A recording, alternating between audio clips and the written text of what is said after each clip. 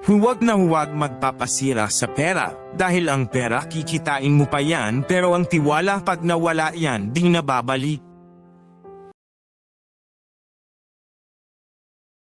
Napaisip ka na ba minsan kung gaano kahalaga ang pera sa buhay mo? Oo, kailangan natin yan para mabuhay, pero yung quote na huwag magpapasira sa pera, dahil ang pera kikitain mo pa yan pero ang tiwala pag nawala yan di na babalik, may malalim yan na kahulugan.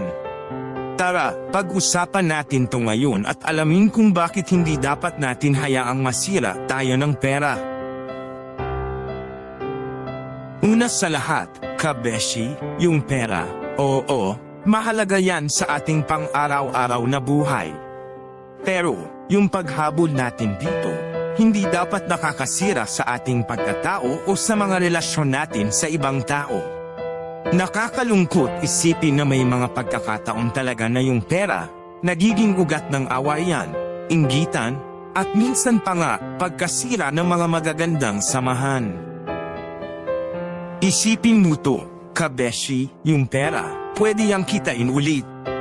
Kung mawalan ka man ngayon, may bukas pa para makabangon at mag-ipon ulit. Pero yung tiwala, lalo na ng mga taong mahalaga sa'yo, pag nawala yan, sobrang hirap na ibalik. Yung trust, hindi yan basta-basta nabibili o na-earn overnight. Yan yung built over time, through consistent actions that show integrity and honesty. Pangalawa, beshi, yung pera, huwag nating gawing sukatan ng ating halaga bilang tao.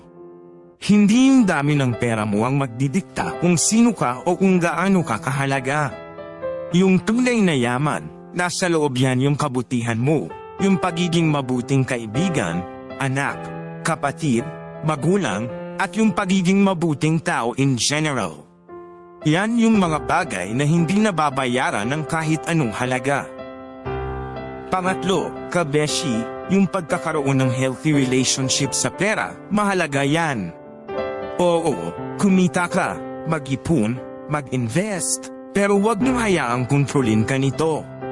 Huwag kang magpapadala sa greed o sa pagnanasa na magkaroon pa ng higit pa sa kailangan mo, lalo na kung ito'y magiging dahilan ng pagkasira ng mga relasyon mo sa iba. Remember, yung true happiness, hindi yan ang gagaling sa dami ng pera mo, kundi sa quality ng relationships mo at sa peace of mind. Kaya, beshi, sa susunod na maramdaman mo na parang unti-unti ka nang kinakain ng sistema na to na sobrang focus sa pera, huminto ka muna.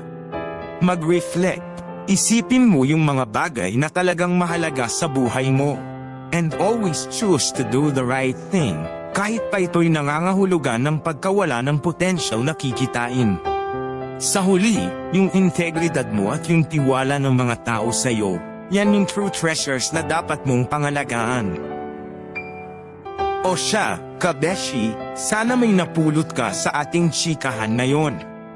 Tandaan, yung pera, importante yan, pero hindi dapat ito ang magdikta ng direksyon ng buhay mo.